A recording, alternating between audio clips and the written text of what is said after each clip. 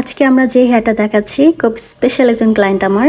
Special এই জন্য বলছি, সে হচ্ছে স্টুডেন্ট। সে পুরো ট্রিটমেন্টের টাকাটা সে নিজে জমিয়ে সে আজকে নিজের টাকায় সে স্মুথিং ট্রিটমেন্টটা করছে। সে অনেক এক্সাইটেড আজকে, মাশাআল্লাহ। সে খুব খুশি আজকে সে ক্যারাটিন স্মুথিং ট্রিটমেন্ট করছে। সে অনেক দিন ধরে ফলো করছিল আমাদেরকে যে আমাদের থেকেই করবে, এর জন্য আস্তে আস্তে করে সে টাকা জমাচ্ছিল। সে ইন্টারের পরে ছোটো একটা মেয়ে, মাশাআল্লাহ অনেক মিষ্টি দেখতে, চুলগুলো অনেক সুন্দর।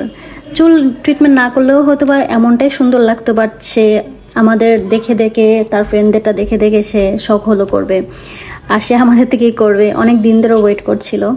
ফাইনালি সে আজকে চলে আসলো। আমার আর্টিস্টটাও তাকে খুব যত্ন সহকারে করে দিচ্ছে, আর আমার কাছে অনেক ভালো লাগছে তার ট্রিটমেন্টটা করতে পেরে। ক্যারাটিন স্মুথিং ট্রিটমেন্টের প্রসেসিং চলছে।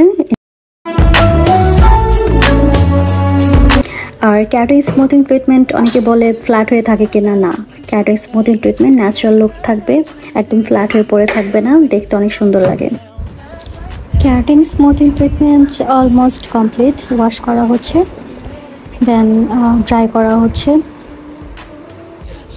ড্রাই করার পর চুলটা যখন স্ট্রেট হয়ে যায় তখন অনেকগুলো চুল উঁচু নিচে হয়ে থাকে, তখন আমার আর্টিস্টরা সুন্দর করে সমান কেটে দিয়েছে, দেখতে ভালো লাগছে।